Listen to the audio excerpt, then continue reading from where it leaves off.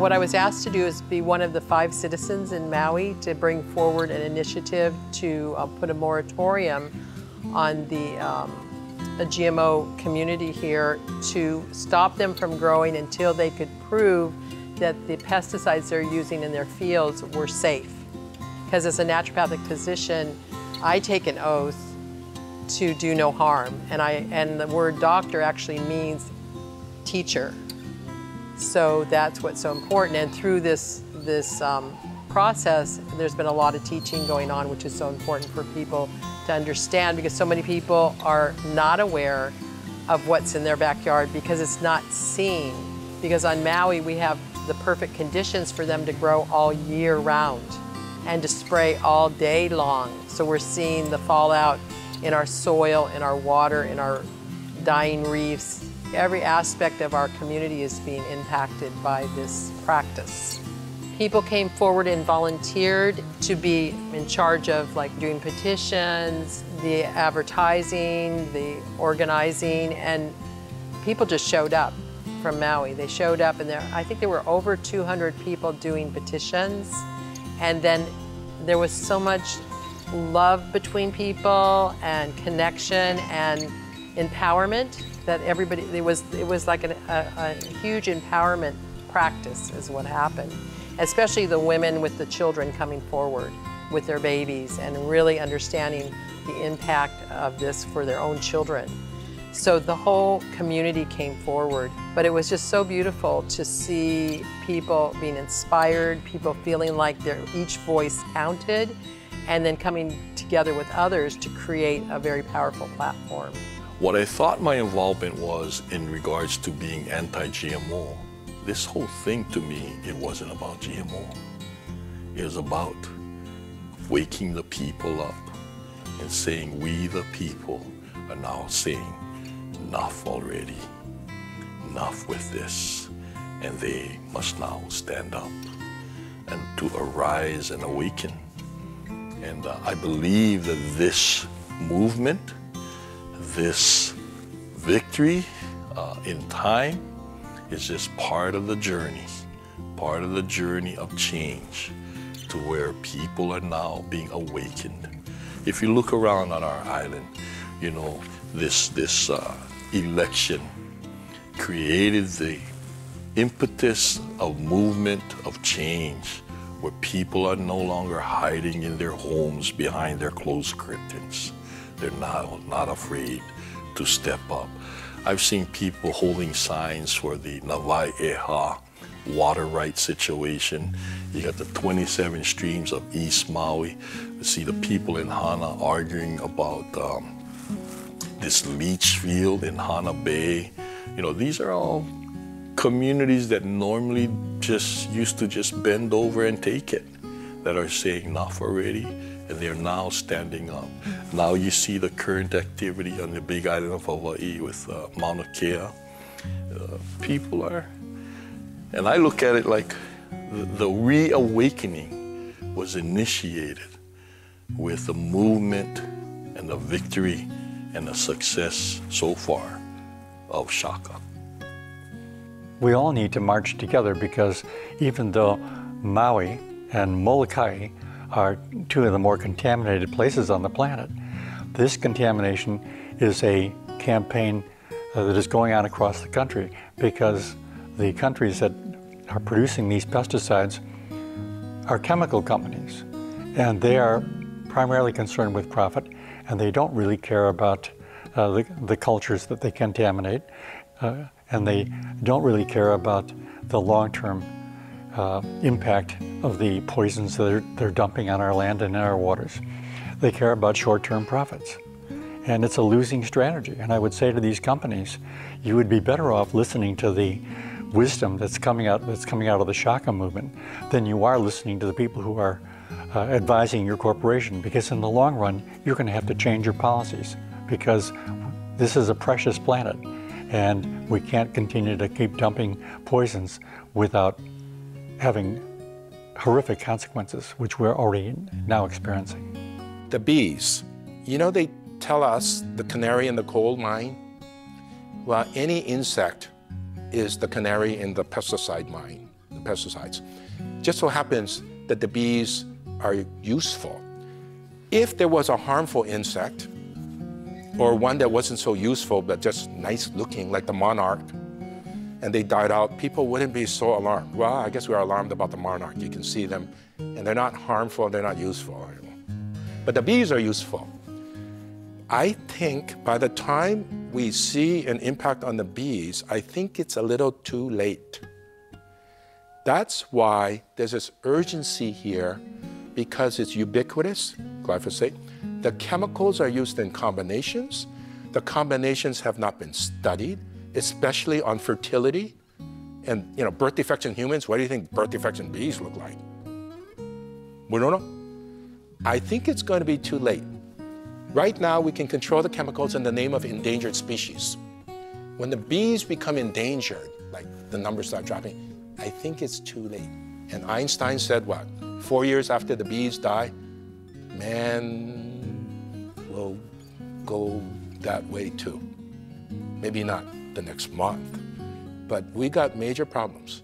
So even in Maui, over the last, I've been here, 10 years, I don't have bees anymore.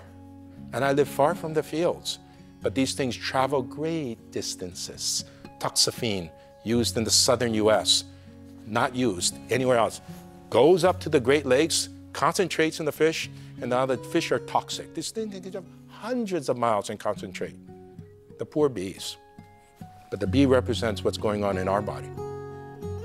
And if we don't respect our own health, Helsinki Accord, well then I guess the bees will show us how bad this can be. And the monarchs do.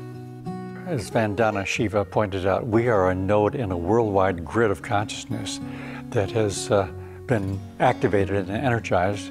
And what happened on Maui has implications for the rest of the country and the rest of the world, because it shows that a community can come together as a result of really the vision and drive and determination of a few people who brought in more people, and in the end, against 80-to-1 odds, we're able to triumph in passing a law that really is just a basic level of sanity as a result of the internet and the development of our community and the widespread support across cultural groups and all the communities here on the island. The SHAKA movement is a testimony to the fact that times have changed and people are learning very quickly and have been able to use the internet and other resources to work together to achieve remarkable ends. I'm just thinking of John Lennon and the song Revolution. I don't think John would mind if say you want a evolution, where it's not a revolution, it's an evolution. And so this rise is giving us permission because we have created in our internal wake up, in our cellular memory, that this would be. And so a particular phrase, a particular event, a particular emotion, expression, whatever that shift is, we have been ignited in the many ways in our awareness and in our DNA. And so many, many, many are rising in this. We have to. And so we are releasing all the excess baggage and evolving into a humanity of grace and aloha. That's the invitation. We are not worried about the individual steps of getting there. We know it's happening. It's happening. So do not concern, at least this is what some of the inspiration for me is. Do not focus on the how. It is the what. What? Aloha. Focus on aloha. Focus on malama. Be in that place where when you do get angry, find the gift and the blessing. When you do judge, find the gift and the blessing. There is so much humanity that is coming together around in many ways. All that the one tribe that we belong to, the one lokahi, the one kahea, the call, and to be onipa'a, steadfast in knowing that aloha aina is our evolution. Aloha is our evolution. And the steps we get there are the steps we get there. From the moment I began this process, I sat in the place as if we had already won. And everything I did, everything I wrote, everything that I put out into our community for the community to absorb and what have you, came from a space that we'd already won the vote. And then I just had to reverse engineer all the steps to get there. And so the moratorium is already law. Monsanto is already gone. The treatment of this land is no longer, and we're remediating the soils. This is where I sit. I sit in as if it's already complete. And for me, that is the only way it'll ever become a reality. It's important that we realize how strong we are when we come together, and that what separates people is fear and acting out of fear and believing the fear, running with the fear, or with anger. You know, nobody wants to be around someone else who's angry.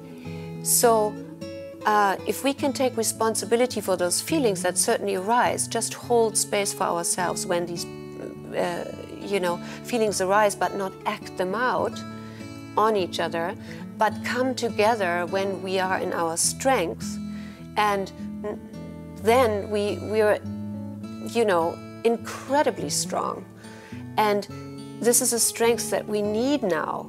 And I think that, anyone who is willing to look the truth in the eyes about what we're facing,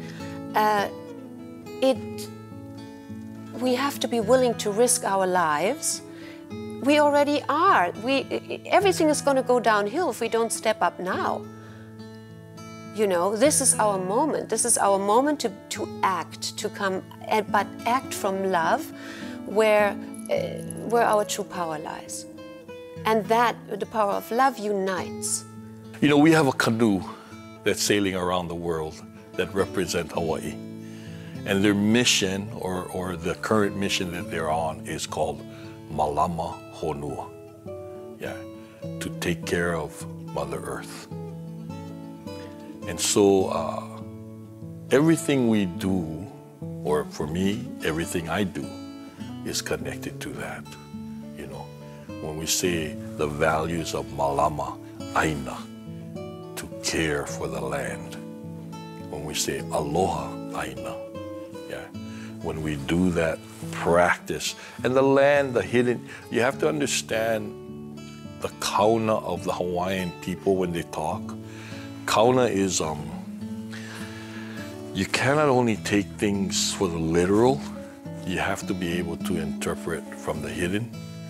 So there's many meanings when we use that terminology. And so a lot of people have a hard time to understand, well, what is aloha? What is aloha aina? What is malama? What is kuleana? So with that, on March Against Monsanto, I joke about it. I mentioned with you folks that what's their slogan? Their slogan is, we are to feed the world. And I always say, as a farmer, they forgot one more word.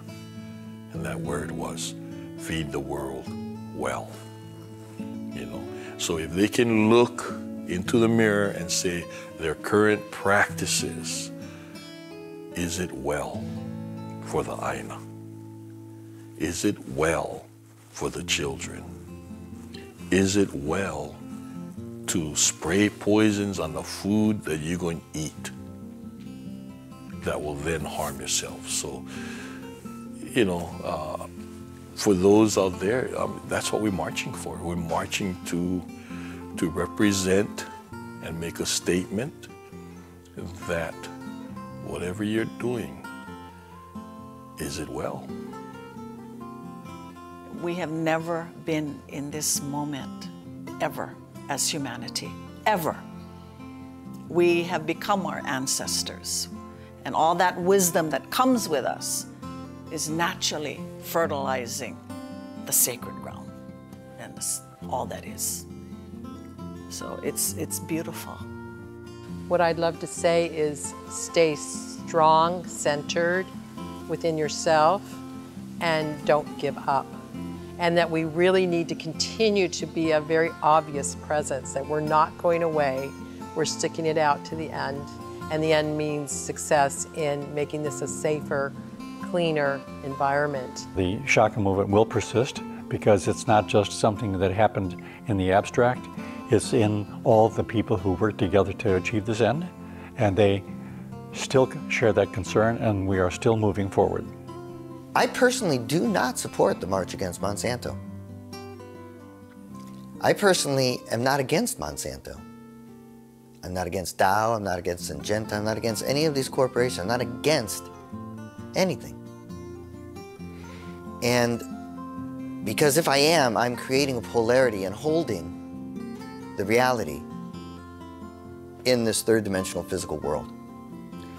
And it's exactly what the industry wants us to do. They know how to manage that. They know how to marginalize us.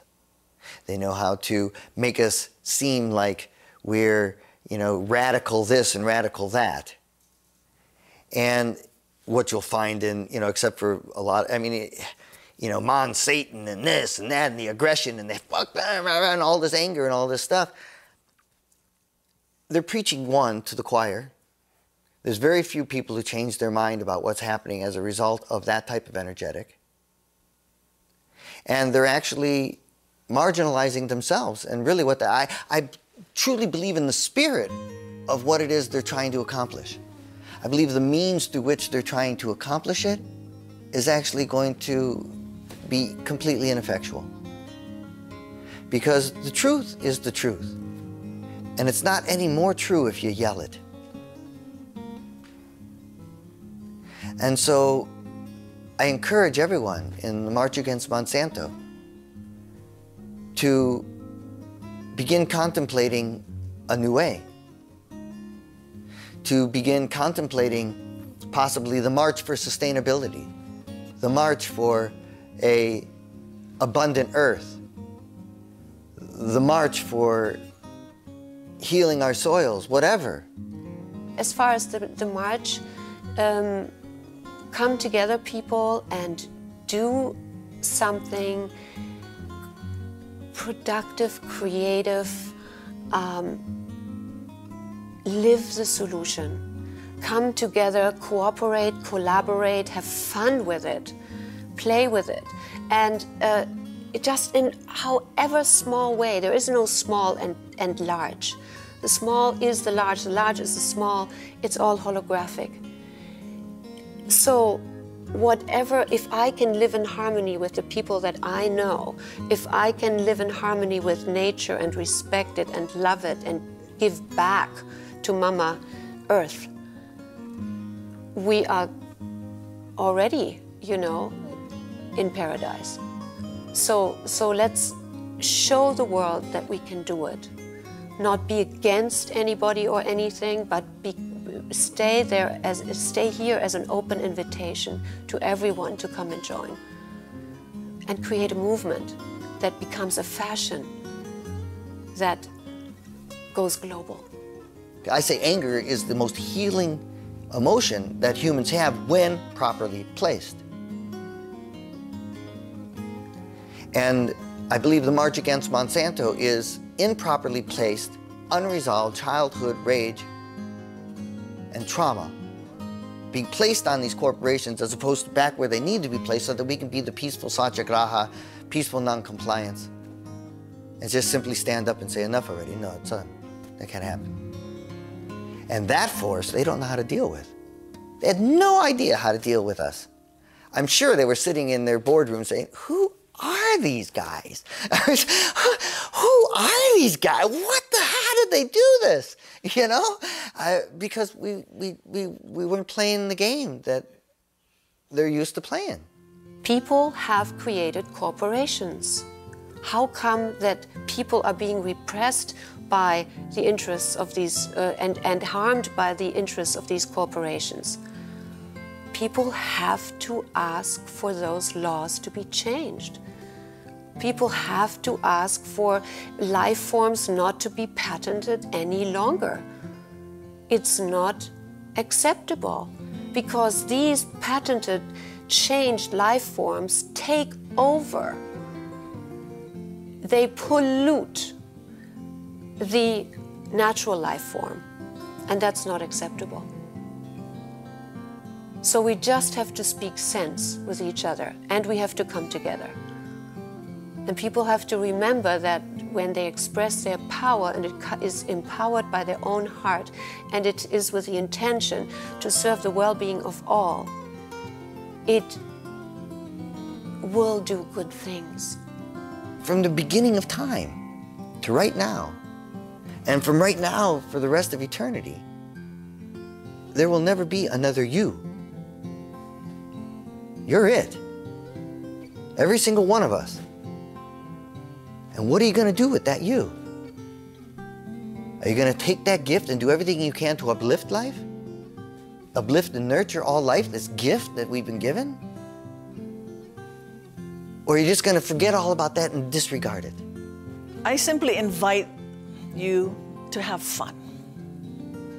I invite you into the space of your spirit to play, to respect, to honor, to be in deep gratitude that you are the living expression of the divine on this planet that has been called to be you.